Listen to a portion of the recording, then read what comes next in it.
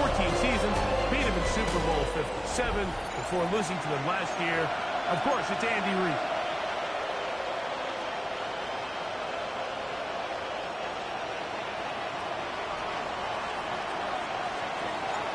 Stage is set. Ball is on the tee. And off we go on EA Sports. On the return, here's Jaden Reed. He's across the 20, taken down just shy of the 25. So out comes the Kansas City offense to take over for the first time. Leading them out, the former #1 overall pick back in the 2021 draft. It's Trevor Lawrence. A lot of things jump off the tape when you watch last week, Mike, but it was really just the overall execution of the game plan that stuck out the most. I mean, not only did he get them in the end zone a handful of times, he protected the ball, and he routinely exploited the weaknesses that they found during the week on film. He's going to be looking to do the same thing over these next 4 quarters. If he's successful, we're going to have a shot to leave here with another win. On 1st and 10, Lawrence. Bit of a quick hitter here. What you're hoping for, Mike, is that the defense can't react quickly enough because the ball's coming out so hot. But they knew it was coming, and they end up holding them to just a short game. First carry now for the former Badger, Jonathan Taylor. And that one shut down pretty quickly. He'll get back to the line of scrimmage, and that's it. Defensive coaches preach every day, Mike, swarm to the ball. Get as many hats to the ball carrier as possible. And this is a great reason why. The ball carrier is able to make the first guy miss, but it was the pursuit from the rest of the defense that's able to get him down and keep him to no gain. So as a saying in the NFL, Mike, short throw, long catch, and that's exactly what they wanted to go with here. Operate in the quick game, don't stress the protection. And while he didn't get necessarily the big play, he does get enough to move the chains. And he can hang on through the contact. Incomplete. Good job defensively to meet him just as the ball was arriving. It'll bring up 2nd down. Second and 10. Let's go. That is Ferguson in motion. On the handoff, it's Taylor. And he'll only be able to muster a couple of yards. Andrew McCook.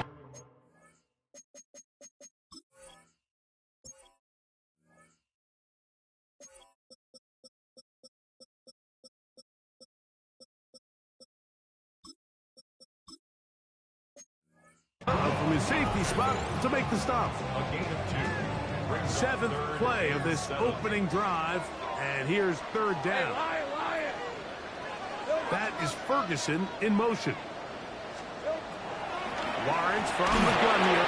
He is hit before he can get rid of it. And down he goes. A rookie from Marshall, Mike Breed, working his way in to record the very first sack of his NFL career. The best thing they did here, Mike, is keep their rush lane integrity. What that means is you have to rush the quarterback as a unit. Keep him in the pocket. Keep him on that X.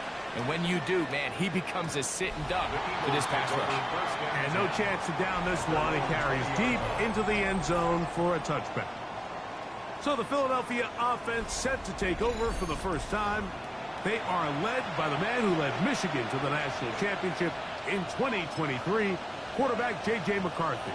I think when you take a step back and you look at last week's loss, I think there was some good and there was some bad. And I think you could really say that about the entire team. The 2 touchdown passes were great. Of course, he's got to stop giving the ball away with the interception. But I think if he continues to clean up some of his fundamentals, continue to improve his decision-making, and then on top of that, guys around him just have to continue to play better. And he'll be taken down up past the 40-yard line. Terrific start to this drive. Gain of 23 and a first down.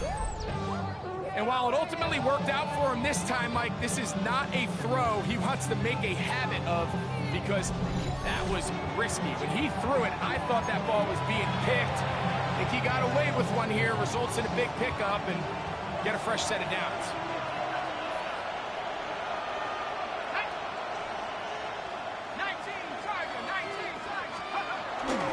On play action, here's McCarthy. And that is caught on the right sideline, but it's out of bounds, says the official who was just right there. Not the most accurate pass. It's incomplete, and it's second down.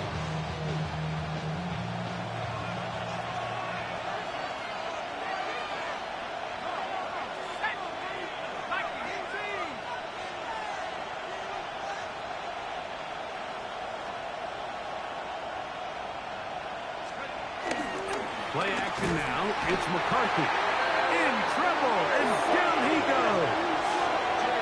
Eric Wilson.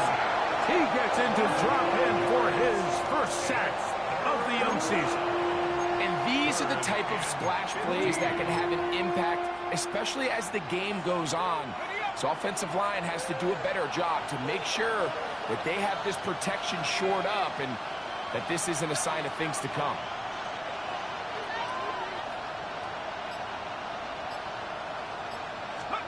On third and long, here's McCarthy. Oh, got him again the second time with a sack on this opening drive. So on fourth down, here's Bryce Gallagher to punt. Back deep, Deontay Hardy. Oh, the coverage was great. They gave him no room to operate and made him pay for catching the ball. The Chiefs offense going to take over now for the second time. They'll search for the first points of this game as they begin the drive on 1st and 10.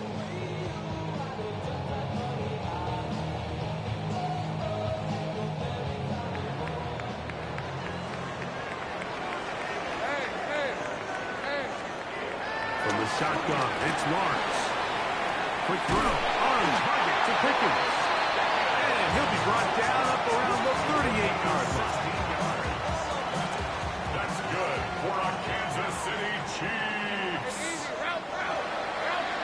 First and 10 at the On first down, Lawrence. Pass brought in by Ferguson. And this is where the versatility of the tight end position really starts coming into play. Not only do they have to line up with their hand on the ground, but they can occasionally split out in the slot. And man, they're too fast for linebackers, and a lot of times they're too big for defensive backs. And they get to him and finally bring him down. It will go down as a sack. Really nice start for this defense here early through the first quarter. Two different players each recording a sack.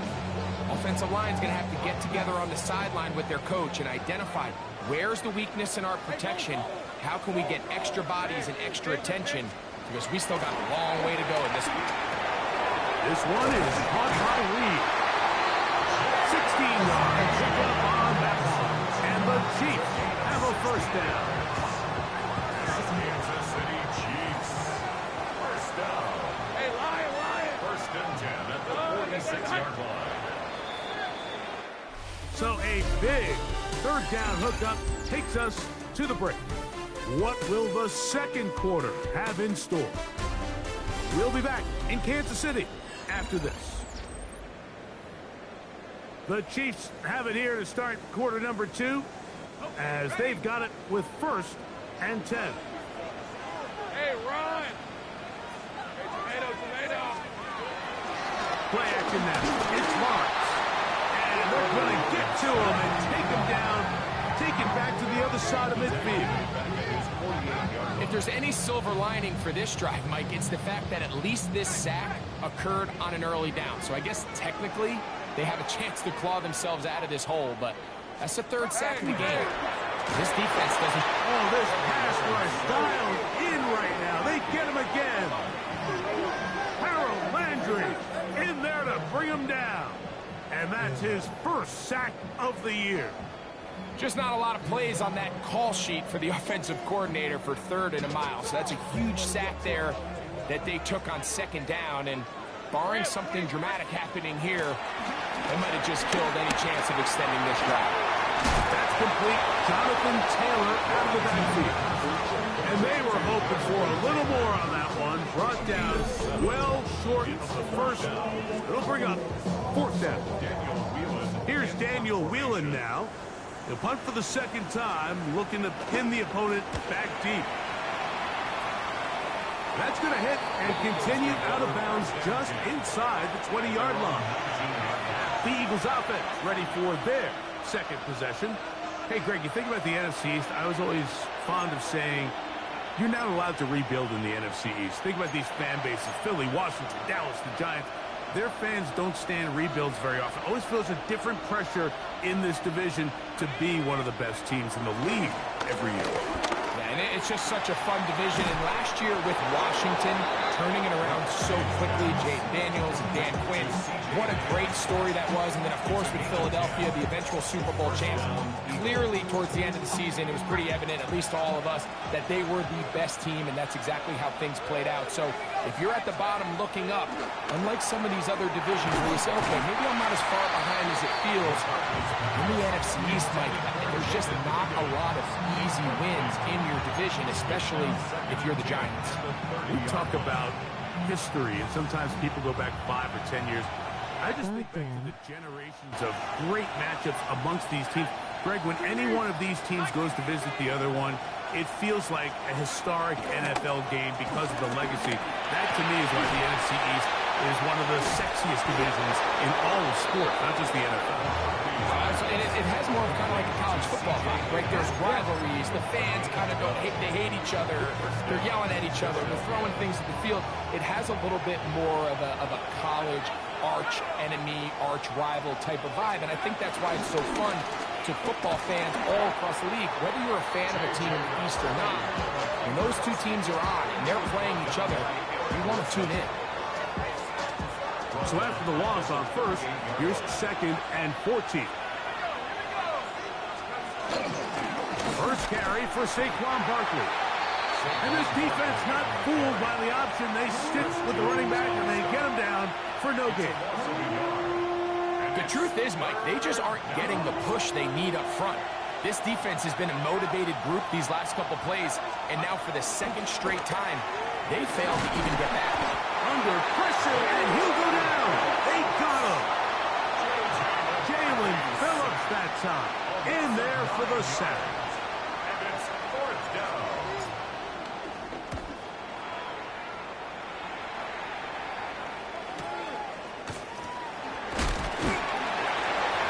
That could have broken for a bigger return, but as it is, nice job getting his offense a start out past the 30-yard line. So, here comes the KC offense set to take over once more. Greg, you take a step back and look at the AFC West big picture. This is historic stuff. Chiefs are going for a 10th straight division title. But you have to remember, 2 other teams in this division won double-digit games last year. So the question is, are the Chargers and the Broncos that far behind Kansas City? You know, it sounds crazy. When you mentioned 9 in a row, you think, oh, they're just going to continue to run away with it. But I'm actually fascinated by this division. I think LA and Denver are a lot closer to this year's version of Kansas City. Maybe then there's a lot of talk about around the rest of the league. So until someone beats them, you'd be crazy to not pick Kansas City. But last year it was a 4-game and a 5-game spread between them. I think this year, come down the stretch, that spread is going to be a lot tighter. No, Greg, I'm thinking if I'm a fan or even in the front office for the Chargers or the Broncos or the Raiders, do I build my team to try to knock off the king of the hill? Because you only play Kansas City 2 of those 17 games. So how do you factor that into your construction? Yeah, I think it's such a great point. It's really fascinating to dive into. And while I wouldn't necessarily build my roster to just beat Kansas City or to just beat whoever you view as the top team in the division, you do want to find some commonalities among the 3 division opponents and make sure you are built to play within your division. That's 6 of the 17 now. Winning the division will get you home playoff games. There's a lot on the line when you win your division and compete for that title. So, yes, every team has to build their roster. If you have a bunch of really good quarterbacks, you better be able to rush the passer and play pass coverage. If you're playing a lot of grounded pound, big running backs, you better be really good on the inside in defense and be able to defend the run. So there's themes across every division, and the teams that are built to compete. Nowhere to go. He is taken down. Now KC going to use the 2nd of their timeouts as they'll stop it with just over 40 seconds to go in the first half. Working out of the gun, it's Lawrence. This one's broken up. It's incomplete. Good job separating the receiver from the ball, and it is 4th down. For the field goal. A 39-yard attempt. Little's kick is good. And the Chiefs will take a 3-0 lead. And I think this is going to end up being considered a successful drive, Mike. I think obviously you would have loved to see them come down and convert and score a touchdown. But at the very least, they needed to come away with 3. They were able to do that and take a lead on that field goal. The Eagles offense going to take over here in the final minutes of this first half. The offense is a little slow to start percolating. 3-0 the score as they begin this drive with a 1st and 10.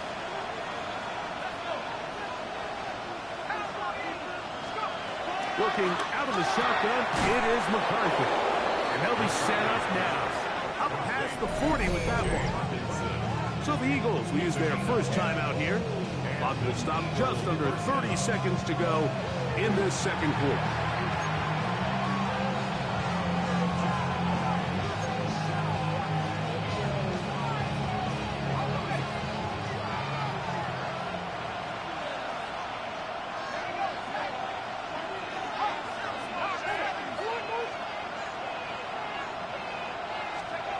On 1st and 10, it's McCarthy. Looking down the field there, but it falls incomplete. Jaden Higgins, the intended receiver. And it'll bring up 2nd down.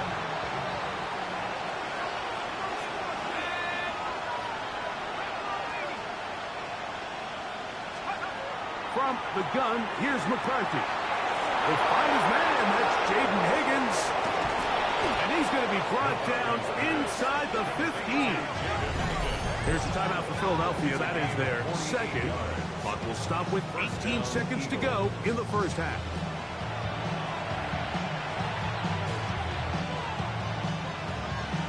Still get a 1st down at the 1.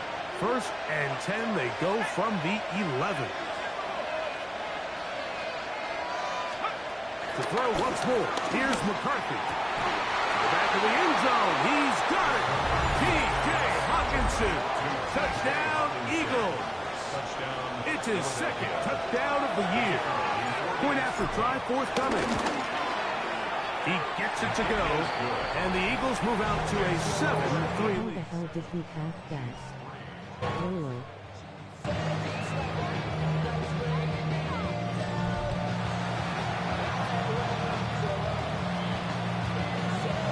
They didn't leave much time on the clock to put together a drive here at the end of the first half. And the kickoff's coming their way. Deontay Hardy now to return. And he'll be brought down past the 25. Decent field position to start this drive. 1st and 10 at their own 26-yard line.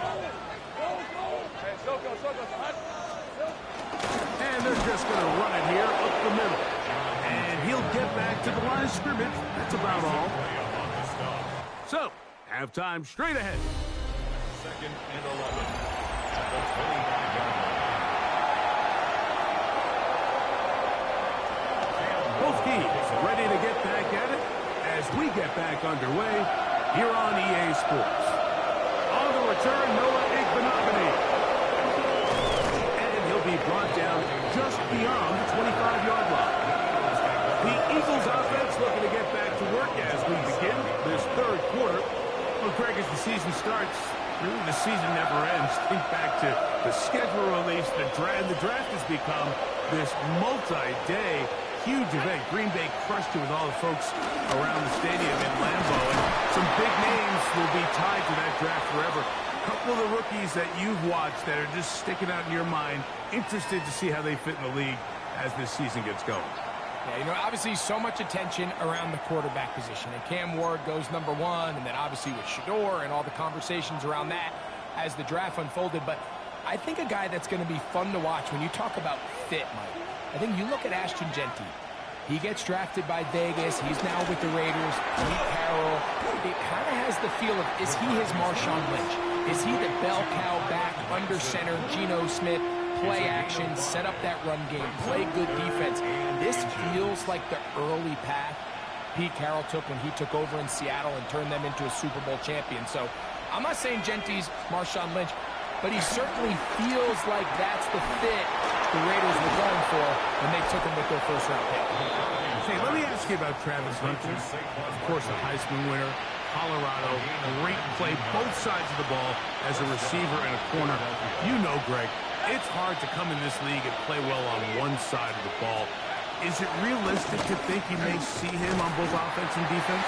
That's the million-dollar question, and I think to start you have to say, okay, let's hang our hat on something. And I think when you look at the league, where is it harder to find impactful players? I believe it's harder to find impactful defensive backs. I think it's a harder position. I think the league favors the offense with the rules and the play style. So if I'm Jacksonville, I'm making Travis Hunter a defensive back on day one, and then I'm going to package my offensive plays around his skill set to take advantage of him as a wide receiver. And then as time goes on, it will eventually unfold where he'll be able to have a role on both sides of the ball more consistently. So if I was in Jacksonville, that's what I would do. But I think it's going to be very interesting to see how fast and how big of a role on both sides they give Hunter early in his rookie year. This one runs out of steam off the crossbar and comes back. No good. And the lead holds steady at 4. Oh, man, Mike, that is a heartbreaker. I mean, from this distance, he really does everything right. I mean, off his foot, it looked dead down the middle. It just runs out of steam there at the end. He ends up being denied by the crossbar.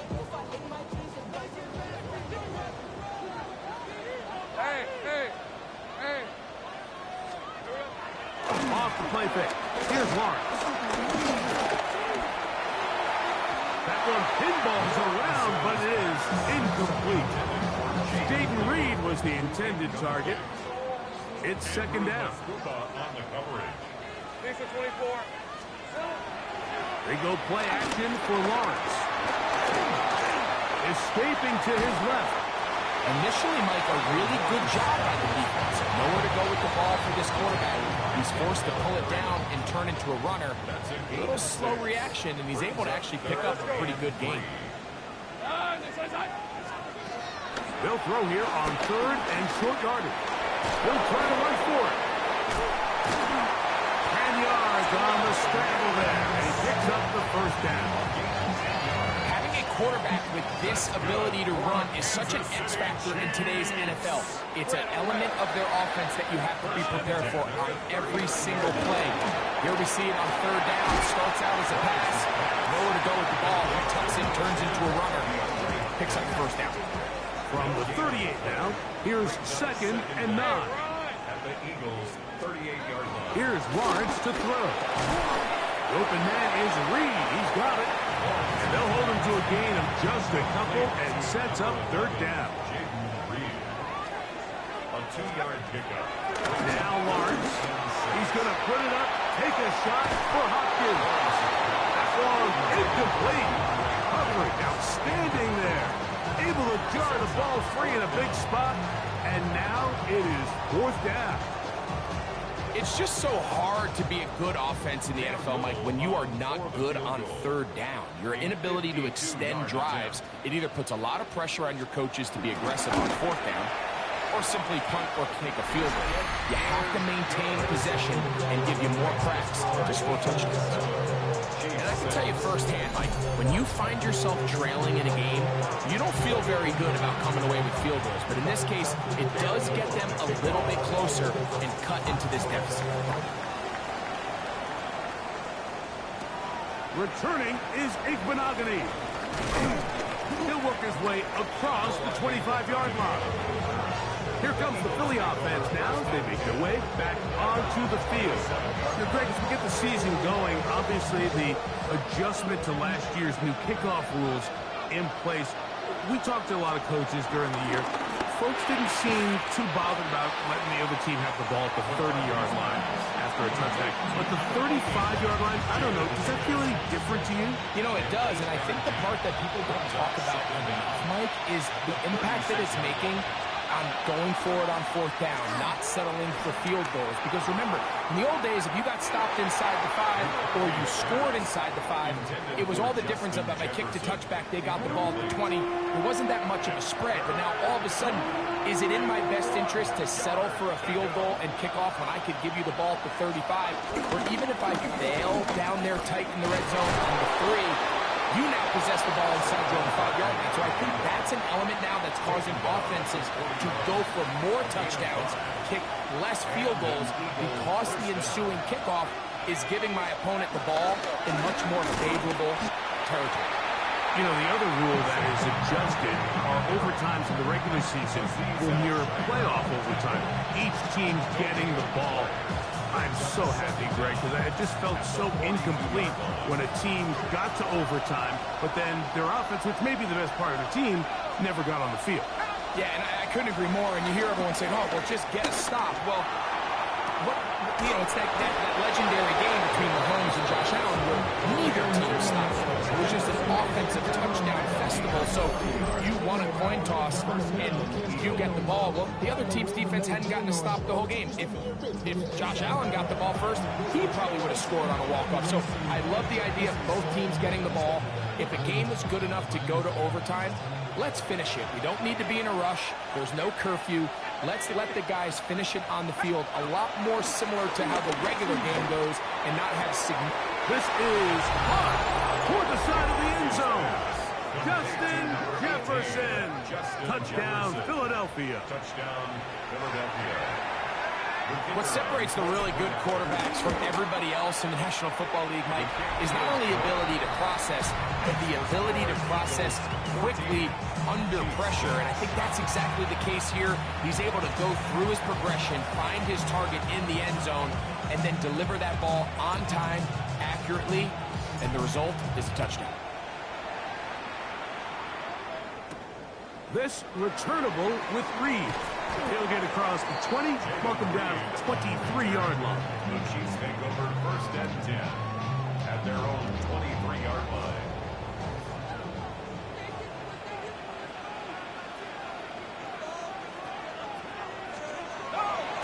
Off the play fake. He'll look to throw.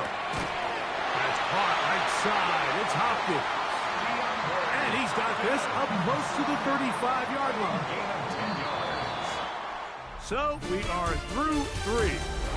You're watching the NFL on EA Sports. The 34-yard line. From the 34 now, it's 1st and 10. Red on red. To throw is Lawrence. Here's Ferguson on the tight end screen. And he's brought down after a gain of 6 on 1st down. When you put plays like this on tape, it sends a message to every defender across the league. When you play this offense and this guy has the ball, you better bring it when you come to contact him, because if not, you're going to be on the wrong end of it. A throw on the move is caught. We're starting to see this so often, like the days of just having a running back where you're just going to turn around and hand it to. Yes, that's still a critical part of NFL offensive football, but their ability to be used in the passing game. Just one more thing for the defense to have to defend. Make them go sideline to sideline, line of scrimmage to the end zone. Defend every blade of grass, and a really good running back goes a long way in doing that. Lost 1 on the last play, so now it's 2nd and 11. He'll be forced to just throw that one away. It's incomplete. Every possession is so critical in these close games. The one thing you can't have here is a turnover. Really nice job making sure that ball is uncatchable, and just line up and snap it again. Lawrence now. And he's going to go down yet again. He has been under fire all game long.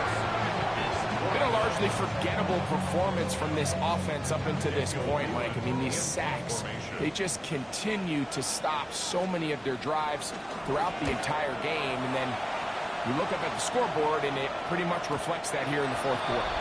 And he didn't get the check he was hoping for on that one. That goes into the end zone, and it's a touchback. The Eagles offense and J.J. McCarthy getting set for their next possession. And this defense might be about ready to wave the white flag. Nothing they have tried to throw at him has been successful. He just processes things so quickly, making the right read, seemingly every time. On 1st down, here's McCarthy. That's right side and brought in by Williams. And he's very close to a first down. He's out after a pickup of 9. It's Second and inches. 30-yard line. They'll run straight ahead with Barkley. His defense all over this one. They get him down behind the line. It's a loss of a couple. You know, at this point, the defense has to sell out and stop the run. You know exactly what the offense is trying to get accomplished by keeping the ball on the ground. But now the question remains, are they willing to take some risk here and put the ball in the air on third down? Or do they play it safe and keep running the clock by keeping the ball on the ground? And at this stage of the game, every first down gets them one step closer to being able to finish this one out. This defense has to find a way to get off the field. They have to get the ball back to their offense to give them a chance. Using the jet sweep for the fake, they run it up the middle. He'll struggle to get back to the line of scrimmage. Maybe gets a yard out of that one. It's second down.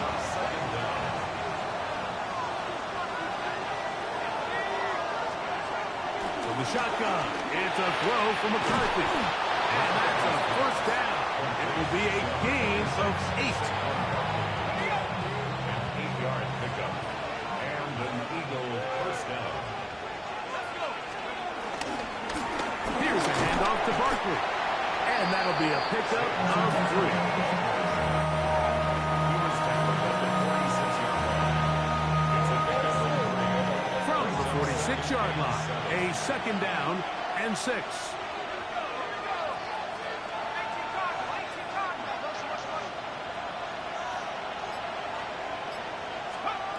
Looking to throw.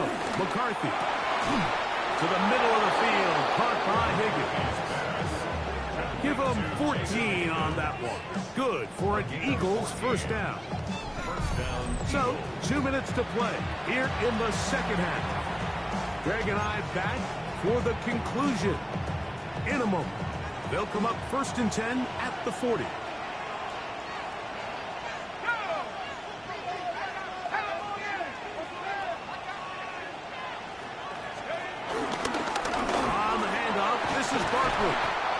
And you'll see a timeout used by the defense, stopping it right out of the break. 1:57 to go in the game.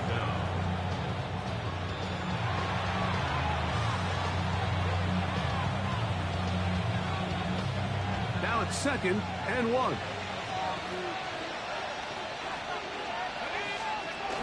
They'll power ahead with Ed, the fullback. And he's got it. First down. A pickup of 4. He was tackled over And quickly, the clock stops again. Defense taking the timeout. 1:54 to go. They'll break the huddle. Coming up now for 1st and 10. I'll run up the middle with Barkley. Now they are in business. Inside the 15-yard line.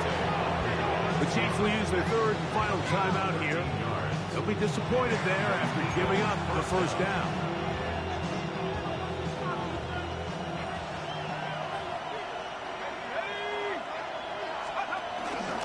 Once again, it's Parker. And he'll plow forward for a gain of 4 yards.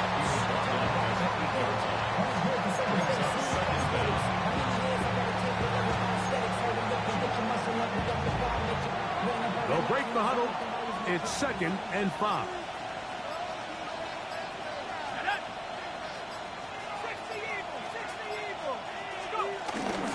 They'll stay on the ground with Barkley.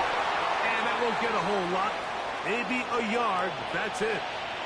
Now after the run, we get a stoppage for an injured player. That is a worrisome development here late in the game.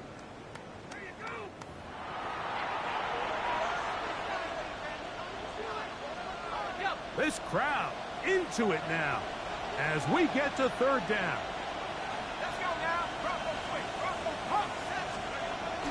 We'll try to run here with Barkley, but he goes nowhere. Call the man out. It's going to bring up 4th down. These edge rushers, they are judged by their sack totals, Mike. They love to rush the passer. They have responsibilities in the run game as well. Great job here, keeping it to no gain.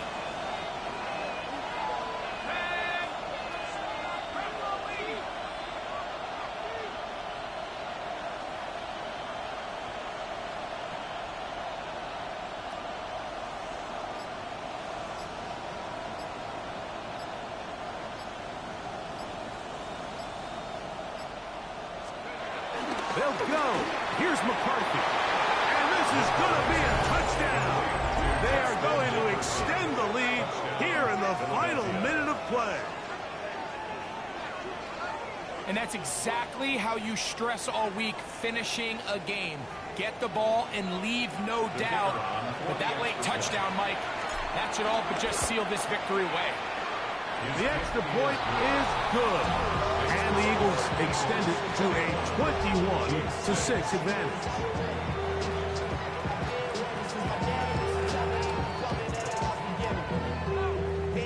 Down to the final few seconds of this one as the kick is away. This returnable with Reed. Yeah.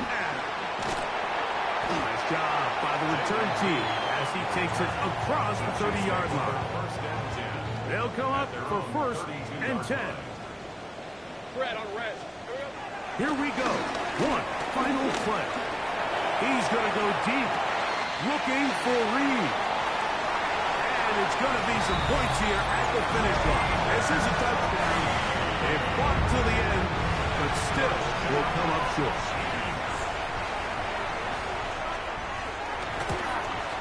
The kick here is good, so they are back within a possession. That gets it down to an 8-point game. So it's a win here for the visiting Eagles. They were the aggressors from the start, able to dictate the pace of play. In the end, they come away with the victory.